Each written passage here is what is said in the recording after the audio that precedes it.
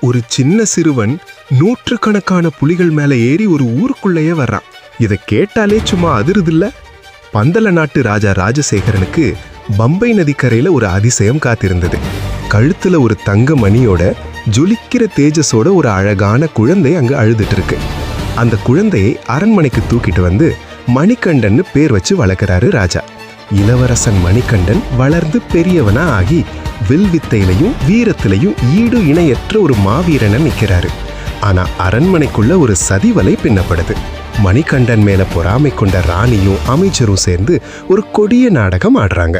தனக்கு தீராத வயிறு வலின்னு சொல்லி அதுக்கு மருந்தா பெண் புலியோட பால் வேணும்னு கேட்குறாங்க ராணி.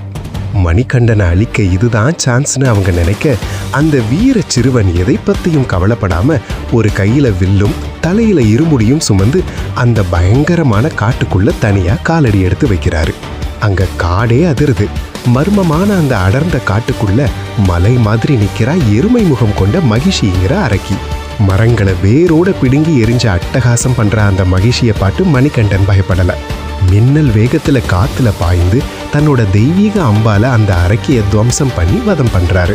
தீமை அழிஞ்சு அந்த அரக்கிக்குள்ள இருந்த சாபம் நீங்கி அவங்க ஆத்மா சாந்தி அடையுது.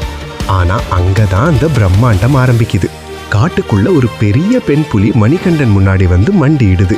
அந்த வனத்தின் ராஜாக்களான புலிக்கூட்டமே மணிகண்டனை சுத்தி வந்து வணக்கம் சொல்லுது.